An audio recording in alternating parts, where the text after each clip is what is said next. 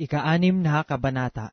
Kaya't tayo'y tumigil na ng pagsasalita ng mga unang simulain ng aral ni Kristo, at tayo'y mangagpatuloy sa kasakdalan na huwag nating ilagay na muli ang kinasasaligan ng pagsisisi sa mga patay na gawa at ng pananampalataya sa Diyos, ng aral na tungkol sa mga paglilinis at ng pagpapatong ng mga kamay at ng pagkabuhay na maguli ng mga patay at ng paghuhukom na walang hanggan. At ating gawin ito kung ipahihintulot ng Diyos,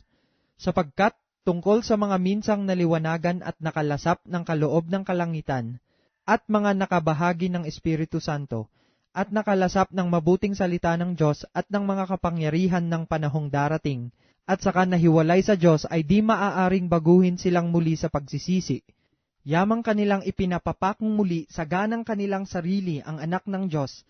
at inilalagay na muli siya sa hayag na kahihiyan, sapagkat ang lupang humitit ng ulang madalas na lumalagpak sa kanya, at tinutubuan ng mga damong pinakikinabangan ng mga yaon na dahil sa kanila'y binukid, ay tumanggap ng pagpapalang mula sa Diyos. Datapwat, kung namumunga ng mga tinik at dawag, ay itinatakwil at malapit sa sumpa, at ang kanyang kahihinatnan ay ang sunugin. Ngunit, mga minamahal, naniniwala kaming lubos sa magagaling na bagay tungkol sa inyo, at sa mga bagay na kalakip ng pagkaligtas, bagamat kami ay nagsasalita ng ganito, sapagkat ang Diyos ay hindi liko upang limutin ang inyong gawa at ang pag-ibig na inyong ipinakita sa kanyang pangalan, sa inyong paglilingkod sa mga banal, at hanggang ngayoy nagsisipaglingkod kayo. At ninanasa namin na ang bawat isa sa inyo ay magpakita ng gayunding sikap sa ikalulubos ng pag-asa hanggang sa katapusan, na huwag kayong mga tamad, kundi mga tagatulad kayo sa mga nasa pamamagitan ng pananampalataya at ng pagtitiis,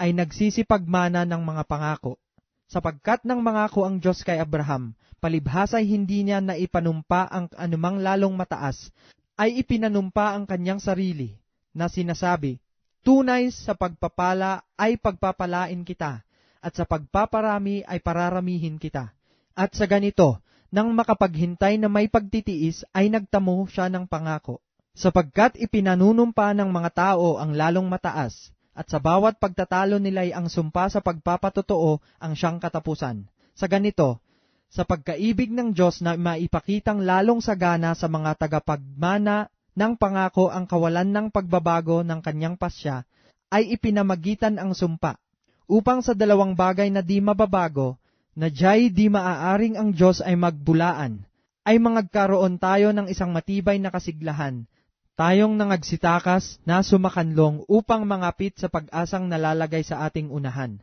na ating inaring tulad ng sinepete ng kaluluwa, isang pag-asa na matibay at matatag at pumapasok sa nasa loob ng tabing, na dooy pumasok dahil sa atin si Jesus, na gaya ng pangunahin na naging dakilang saserdote magpakailanman ayon sa pagkasaserdote ni Melkisedek.